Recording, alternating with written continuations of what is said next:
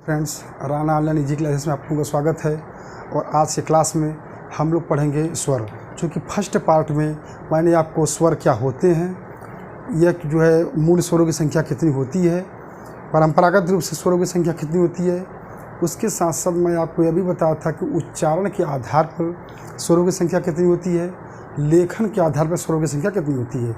यह बातें मैं आपको पहले बता चुका हूँ। ठीक है, आज की क्लास में हम लोग पढ़ेंगे स्वरों का वर्गीकरण। ठीक है, स्वरों का वर्गीकरण। तो स्वरों के वर्गीकरण में हम आपको देखेंगे, इसमें पढ़ेंगे हम लोग कि उच्चारण व लेखन के आधार पर स्वरों की संख्या कितनी होती है, 3। काल के आधार पर स्वरों की संख्या कितनी होती है, 3। जीभ के प्रयोग के आधार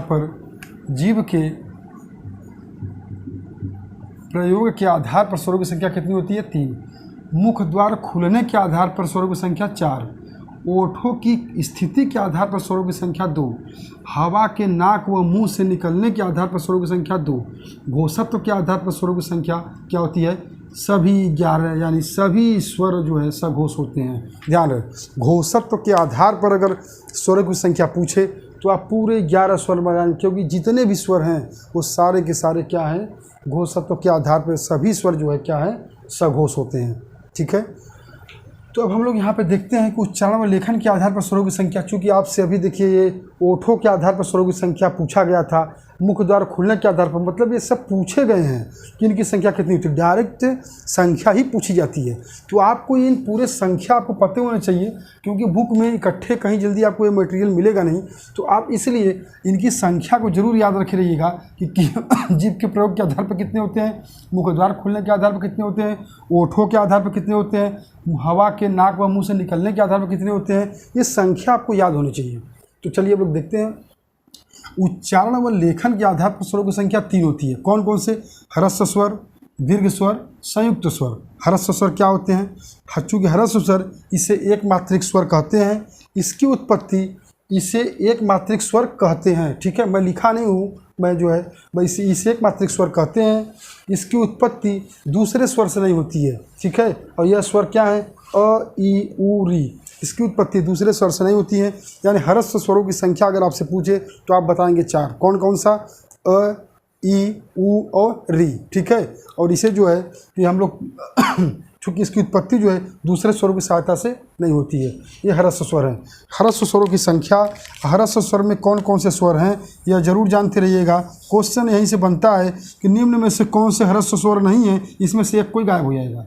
3 आपको दे देंगे, एक कोई इधर से दीर्घ स्वर से आ जाएंगे या संयुक्त स्वर से, तो आपको बताने पड़ेंगे कि इसमें से कौन से ह्रस्व स्वर नहीं हैं। ठीक है, अब आते हैं हम लोग दीर्घ स्वर पे। दीर्घ स्वर जो है यह चूँकि द्विमात्रिक स्वर होते हैं, इसे जो है द्विमात्रिक स्वर कहते हैं, जबकि ह्रस्व स्वर को क्या कहते हैं, एक मात्रिक स्वर कहते थे। और दीर्घ स्वर को द्विमात्रिक स्वर कहते हैं, चूँकि ह्रस्व स्वर को उसी स्वर के साथ मिलाने से जो है क्या बनता है, दीर्घ स्वर बनता है। ह्रस्व स्वर को उसी स्वर के साथ मिलाने से दीर्घ स्वर की उत्पत्ति होती है। ठीक है, या दीर्घ स्वर बनता है।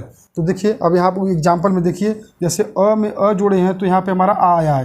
देखिए अ जो है आपका क्या है, ह्रस्व स्वर है, अ यहाँ ह्रस्व स्वर है और ये भी ह्रस्व स्वर है। परिभाषा में कहा गया कि ह्रस्व स्वर को उसी स्वर के साथ मिलाने पर, तो देखिए अ में अ को मिलाए हैं तो आ आया है। इसी तरह ई में ई को मिलाए हैं तो आपको बड़ी ई बना है, ऊ में ऊ को मिलाए हैं तो बड़ा ऊ बना है। तो इसे क्या कहते हैं, दीर्घ स्वर कहते हैं। संयुक्त स्वर, संयुक्त स्वर क्या होते हैं, जब 2 असमान मूल स्वरों के योग से, है ना, 2 असमान मूल स्वरों के योग से बने स्वर को संयुक्त स्वर कहते हैं। अब 2 असमान मूल स्वर, ये ध्यान दीजिए। अब बात है 2 असमान मूल स्वर कौन से, 2 असमान मूल स्वर कौन से, हमने आपको बताए थे स्वर पढ़ाते समय। फर्स्ट पार्ट में मैंने बताया था कि मूल स्वरों की संख्या 11 होती है। मूल स्वरों में कौन कौन से होते हैं, अ, आ, ई, उ, ए, ओ, औ, है ना, और री, ये लेकर के कुल 11 स्वर थे। तो ये कहा क्या है, और 2 असमान मूल स्वर। देखिए ये क्या है, 2 असमान मूल स्वरों के मिलाने से जो है कि कौन सा स्वर बनता है, संयुक्त स्वर बनता है। देखिए अ और ई 2 असमान स्वर हैं, इनको मिलाने से एक उत्पत्ति हुई तो ये संयुक्त स्वर बन गए ए। इसी तरह अ में ए को मिलाने से अ बन गया, यह भी क्या संयुक्त स्वर हो गया। इसी तरह अ में उ को मिलाने से ओ बन गया, यह संयुक्त स्वर हो गया। और अ में ओ को मिलाने से औ बन गया, यह क्या है, संयुक्त स्वर है। आपको पता होना चाहिए संयुक्त स्वरों की संख्या कितनी होती है, 4। यह बहुत इंपॉर्टेंट है, इसे पूछा भी जाता है। और ये संयुक्त स्वर कौन कौन से हैं इनको भी आप जानते रहिएगा अच्छे से। क्यों? क्योंकि संयुक्त स्वर अगर आप जानते रहेंगे, दीर्घ ह्रस्व स्वर जानते रहेंगे, दीर्घ स्वर जानते रहेंगे, तो अभी आप जो है आगे इसका काफ़ी यूज भी होगा। तो चूंकि एग्जाम के क्वेश्चन भी हैं, एग्जाम में पूछते भी हैं, यहाँ तक कि ये भी पूछता है कि अ कैसे बना है, अ प्लस ए को जो मिलाने से जो अ की उत्पत्ति हुई है, तो ये भी जानते रहिएगा, क्योंकि ये भी एग्जाम में सब पूछते हैं। कुल मिलाकर के लगभग स्वरों से 1 या 2 क्वेश्चन एकदम श्योर रहेंगे। तो चूंकि स्वर को थोड़ा अच्छे से ध्यान से देखिएगा, तो हम लोग उच्चारण के आधार पर स्वरों की संख्या हो गई आपकी 3। अब आप देख लिए कि ह्रस्व स्वर को एक मात्रिक स्वर कहते हैं, दीर्घ स्वर को द्विमात्रिक स्वर कहते हैं। और संयुक्त स्वर क्या होता है, जब 2 असमान स्वर मिल करके बनते हैं तो उसे हम संयुक्त स्वर कहते हैं। चूँकि इसकी उत्पत्ति क्या होती है, ह्रस्व स्वर की किसी दूसरे स्वर से नहीं होती है, खुद होता है। अ ई उ री यह स्वयं से होता है, या किसी से दूसरे से नहीं उत्पत्ति होती है। जबकि द्विमात्रिक स्वर की उत्पत्ति ह्रस्व स्वर के उसी स्वर से मिलाने के साथ जो है दीर्घ स्वर की उत्पत्ति होती है। जैसे अ में अ को ही मिलाएंगे तो आ बना, दीर्घ स्वर हो गया। ई में ई को मिलाएं तो बड़ी ई हो गया। ऊ में ऊ को मिलाएं तो बड़ा ऊ। मतलब जितने जो बड़े वाले हैं वो सबको जो है क्या है दीर्घ स्वर कहा गया है। संयुक्त स्वर क्या है, वही दो मूल स्वरों को मिलाने से जो है हमारा संयुक्त स्वर बना। तो ठीक है, ये हमारा हो गया उच्चारण व लेखन के आधार पर स्वरों की संख्या 3। हम लोग पढ़ेंगे काल के आधार पर स्वरों की संख्या। चलते हैं, काल के आधार पर स्वरों की संख्या क्या होगी, हम लोग देखते हैं। काल के आधार पर स्वरों की संख्या, काल के आधार पर स्वरों की संख्या 3 है। काल के आधार पर स्वरों की संख्या कितनी है, 3 है। कौन कौन से हैं, ह्रस्व स्वर, दीर्घ स्वर, प्लुत स्वर। आप जानते हैं कि अभी अभी आप पढ़े उच्चारण व लेखन के आधार पर स्वरों की संख्या 3 थी। कौन कौन सी, ह्रस्व स्वर, दीर्घ स्वर और संयुक्त स्वर। अब इन दोनों में डिफरेंट क्या है, बस ये जान लीजिए दोनों पे, काल व लेखन दोनों पे 3 ही प्रकार के स्वर होते हैं। बस काल में क्यों है प्लुत स्वर जुड़ जाएगा, जबकि उच्चारण व लेखन में प्लुत स्वर की जगह पे संयुक्त स्वर जुड़ जाएगा। संयुक्त स्वरों की संख्या 4 थी, यहाँ पे प्लुत स्वरों की संख्या कुछ नहीं, ऐसे नगण्य है, मतलब उससे कोई संख्या नहीं है। ठीक है, चूँकि ये समय काल पीरियड के हिसाब से है, तो इसलिए हमारे बोलने के आधार पे है कि हम किन स्वरों को बोलने पे अधिक समय लेते हैं और किन स्वरों को बोलने पे कम समय लेते हैं। जैसे हम लोग अ बोलते हैं, अ तुरंत कम समय लगा तो ये ह्रस्व स्वर में चला गया। तो कहा गया ना, इसके उच्चारण में सबसे कम समय लगता है। हम लोगों ने जैसे अ बोला कम समय लगा, ई बोला कम समय लगा, ऊ बोला तो कम समय लगा, री बोला तो कम समय लगा। लेकिन जैसे हम लोग दीर्घ स्वर आते हैं तो दीर्घ स्वर में तो ह्रस्व स्वर का दुगुना समय लगता है। और हमको बोलते हैं आ, फिर ये ई, ए, ऐ, ओ, औ, है ना, ये बोलते हैं। अब प्लुत स्वर क्या होता है, दीर्घ स्वर ह्रस्व स्वर का दुगुना समय लेता है। ह्रस्व स्वर का दुगुना समय लगता है दीर्घ स्वर में। जबकि प्लुत स्वर किसे कहते हैं, प्लुत स्वर में क्या होता है, ह्रस्व स्वर के उच्चारण का 3 गुना अधिक समय लगता है।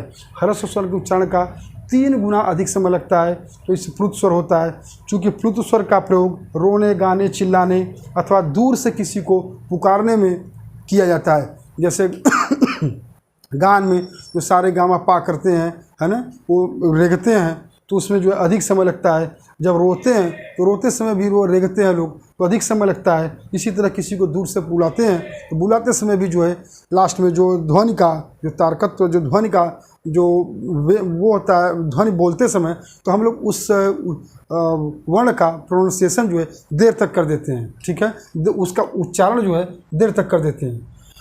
तो प्लुत स्वर हो गए।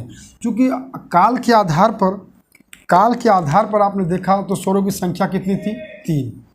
लेखन के आधार पर 3, आपने काल के आधार पर, लेखन के आधार पर पढ़ लिए आप। संयुक्त स्वरों की संख्या कितनी थी, आपने इसको पढ़ लिया। दीर्घ स्वर क्या होते हैं, प्लुत स्वर क्या होते हैं, ह्रस्व स्वर क्या होते हैं, ये आपको कन्फर्म हो गई। अगर ये कन्फर्म हो गए हैं तो फिर आपको संधि पढ़ने में आसानी होगी। और संधि पढ़ने में केवल इतने का ही रोल है, इतना अगर पता है तो संधि में आपको कोई समस्या नहीं होगी। ठीक है, अब हम लोग चलते हैं आगे, आते हैं जीव के प्रयोग के आधार पर स्वरों की संख्या। तो जीव के प्रयोग के आधार पर भी स्वरों की संख्या जो है कितनी प्रकार की हैं, 3 प्रकार की हैं। जीव के प्रयोग के आधार पर स्वरों की संख्या कितने प्रकार की हैं, जीव के प्रयोग के आधार पर स्वरों की संख्या 3 प्रकार की है। कौन कौन सी हैं, अग्र, मध्य, पश्च। जीव के प्रयोग के आधार पर स्वरों की संख्या कौन कौन सी है? ये 3 प्रकार की हैं। एक अग्र, दूसरा क्या है पश्च, तीसरा क्या है और अग्र, मध्य और इसको कर दीजिए पश्च, मतलब पिछला वाला। जो जीव के अगले भाग से जो स्वर बोले जाते हैं उसको क्या बोलते हैं? अग्रभाग, जीव अग्र स्वर बोलते हैं। जीव के प्रयोग के आधार पर कौन कौन से आते हैं? छोटी ई, बड़ी ई, ऐ। कौन कौन से? छोटी ई, बड़ी ई, ए और ऐ।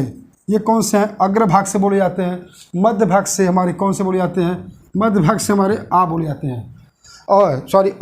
आ नहीं, मध्य भाग से हमारे अ बोले जाते हैं। पश्च भाग से हमारे क्या है? आ, उ, ओ, औ। क्या बोले जाते हैं? आ, बड़ा वाला उ, ओ, औ। देखिए आप, जो हमारे अग्र भाग से बोले जाते हैं, मध्य भाग से, पश्च भाग से, तो जो ये स्वर बोले जाते हैं ई, ए, ये अग्र भाग से बोले जाते हैं। मध्य भाग से अ बोले जाते हैं। अब पश्च भाग से आ, उ, ओ, औ बोले जाते हैं। ठीक है, ये अग्र, मध्य, पश्च भाग से जो हमारे स्वर बोले जाते हैं जीव के प्रयोग के आधार पे जो है ये 3 प्रकार के होते थे, अग्र, मध्य, पश्च।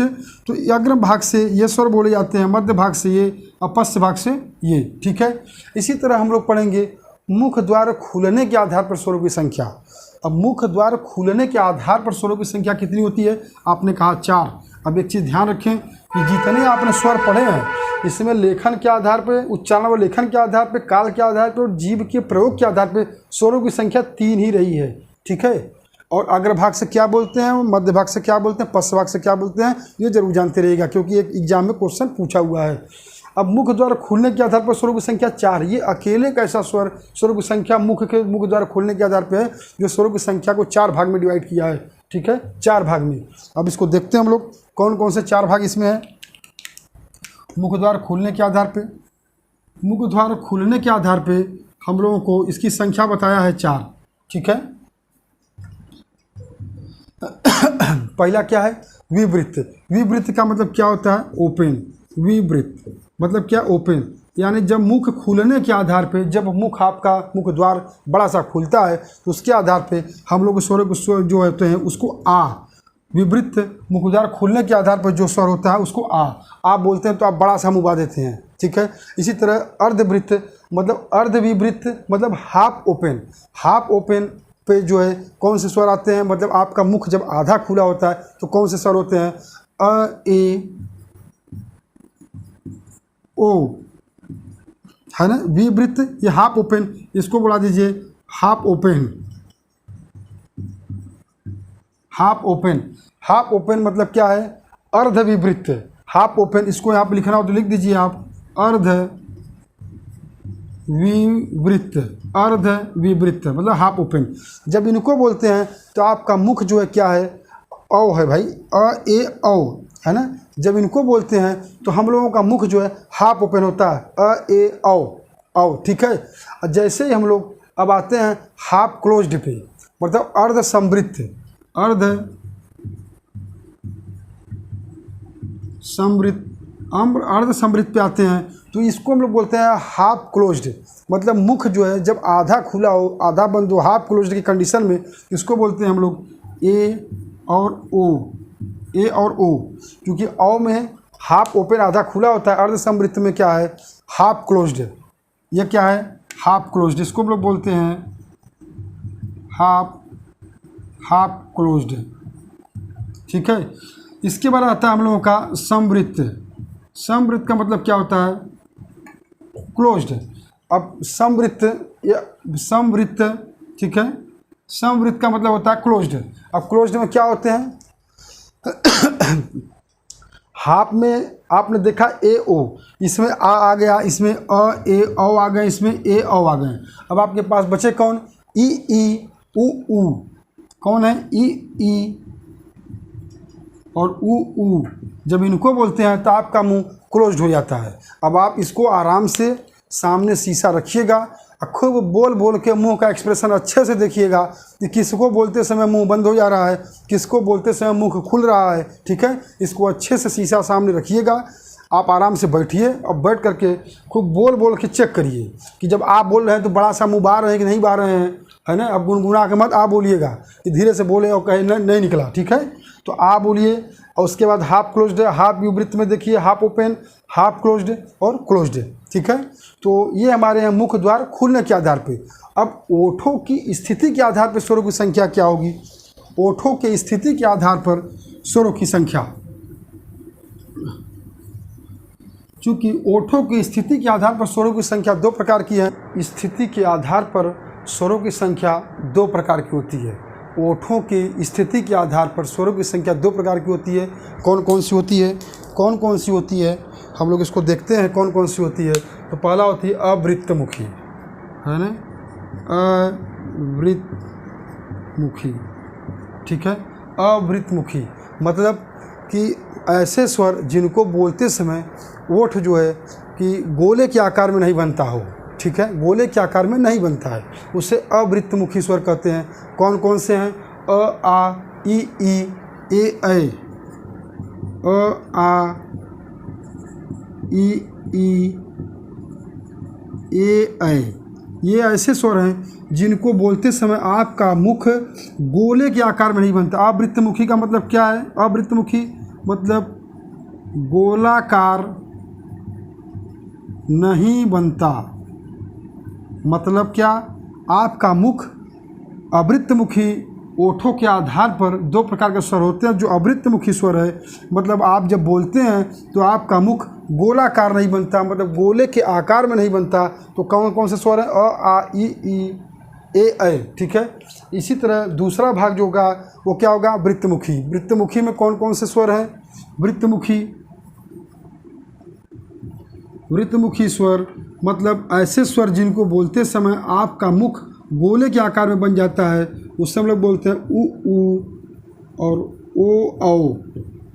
ये वृत्तमुखी स्वर होते हैं, ठीक है, वृत्तमुखी स्वर होते हैं। इसी तरह हम लोग पढ़ेंगे हवा के नाक व मुंह से निकलने के आधार पे। हवा के नाक व मुंह से निकलने के आधार पे, हवा से नाक व हवा के नाक व मुंह से निकलने के आधार पे स्वरों की संख्या जो होती है वो होती है कितनी? दो। कौन कौन सी होती है? इसको मैं यहीं पे लिख देता हूँ। कौन कौन सी होती है? स्वरों की संख्या दो होती है। पहला निरनुनासिक। पहला क्या होता है? निरनुनासिक।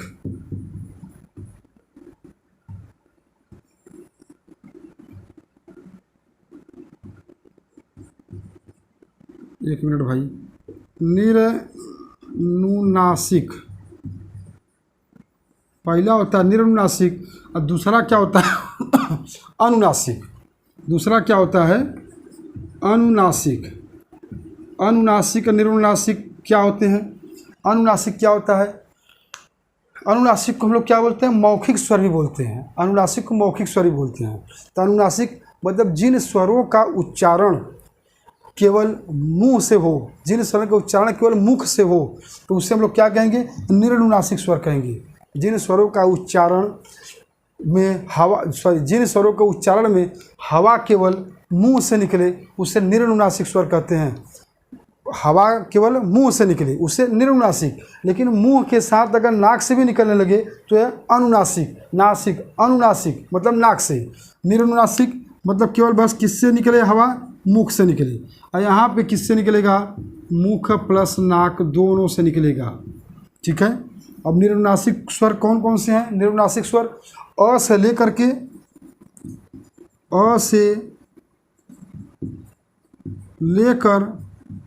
औ तक जितने भी स्वर हैं ये सारे के सारे निरनुनासिक स्वर होते हैं। अनुनासिक स्वर क्या होते हैं?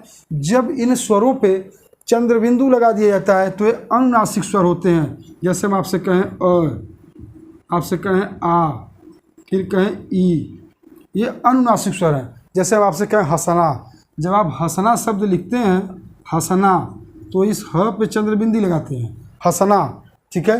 तो यह क्या है? अनुनासिक स्वर है।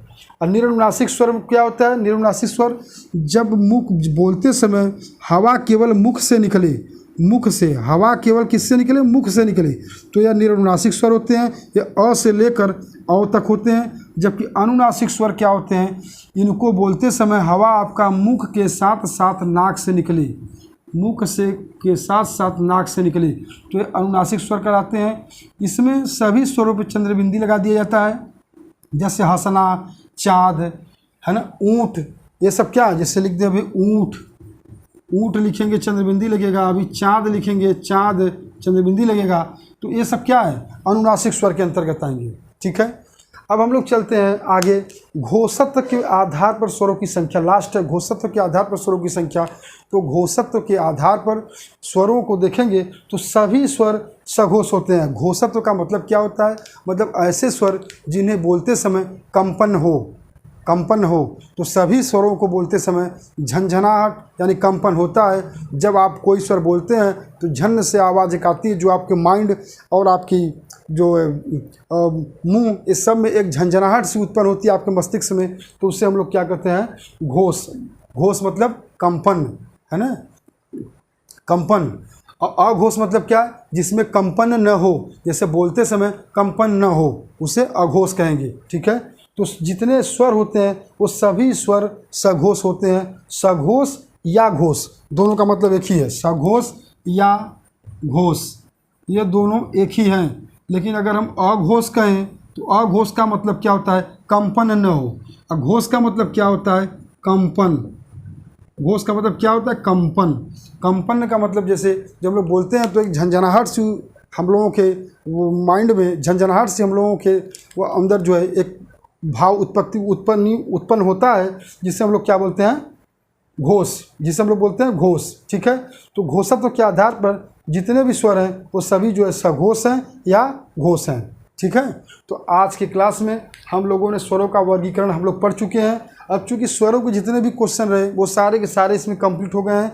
अब हम लोग नेक्स्ट क्लास में पढ़ेंगे व्यंजन। व्यंजन क्या होते हैं और व्यंजन के बारे में पढ़ेंगे कि स्पर्श व्यंजन, संयुक्त व्यंजन, ऊष्म व्यंजन, ये क्या क्या हैं, इनके बारे में हम लोग चर्चा करेंगे। आज की क्लास से बस इतना ही। मिलते हैं अगले क्लास में हम लोग हिंदी के व्यंजन के साथ। ठीक है।